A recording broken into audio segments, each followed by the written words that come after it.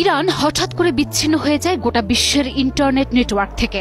টানা ৬০ ঘন্টা ধরে ইরান ছিল বিশ্বের অন্য দেশের ইন্টারনেট সংযোগ থেকে বিচ্ছিন্ন। বাইরের কেউ জানত না ভেতরে কি ঘটছে। একটা গোটা দেশ ৬০ ঘন্টা ইন্টারনেট ছাড়া, না ফেসবুক, না গুগল, না কোনো সংবাদ, দুনিয়া থেকে সম্পূর্ণ বিচ্ছিন্ন। এরই মধ্যে ভূমিকম্পের কবলে পড়ে দেশটি। কিন্তু কেন? এটা কি শুধুই টেকনিক্যাল সমস্যার জন্য, নাকি এর পেছনে আছে এক ভয়ঙ্কর পরিকল্পনা?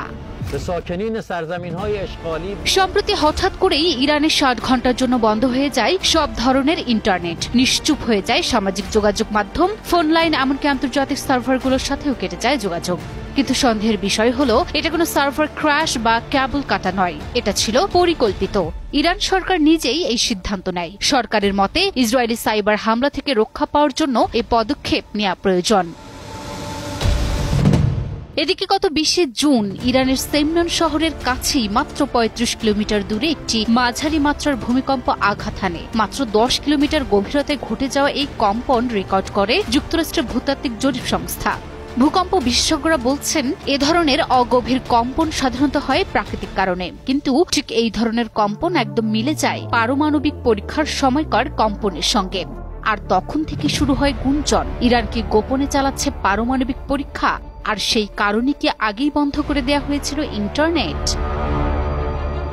এবার প্রশ্ন, কেন এমন সন্দেহ তৈরি হলো? প্রথমত, ইরানে এর আগেও ইন্টারনেট বন্ধ করে রাজনৈতিক কার্যক্রম, প্রতিবাদ এবং সংবাদ প্রচার নিয়ন্ত্রণের চেষ্টা করা হয়েছে। দ্বিতীয়ত, এই ভূমিকম্পটি ঘটেছে এমন জায়গায় যেখানে ইরানের একটি গোপন পারমাণবিক স্থাপনা রয়েছে বলে দাবি করেছে পশ্চিমা গোয়েন্দা সংস্থা। বিশেষজ্ঞদের মতে, যদি কোনো দেশের মাটির নিচে বড় বিস্ফোরণ ঘটে, তাহলে তা ভূমিকম্প সৃষ্টির মতোই কম্পন তৈরি হয়।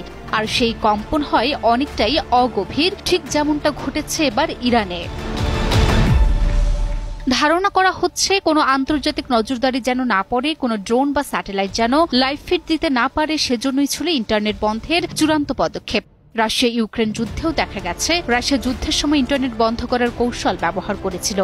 তাই ইরানের এই ৬০ ঘন্টার ইন্টারনেট বিচ্ছিন্নতা আন্তর্জাতিক মহলে তীব্র উদ্বেগ সৃষ্টি করেছে। সোশ্যাল মিডিয়ায় অনেকেই বলছেন, ভূমিকম্পটা প্রকৃতির ছিল না, বরং ছিল শক্তির মহড়া। একদিকে ইসরায়েলের সঙ্গে ক্রমবর্ধমান উত্তেজনা, অন্যদিকে ইন্টারনেট ব্ল্যাকআউট এবং একই সঙ্গে ভূমিকম্প।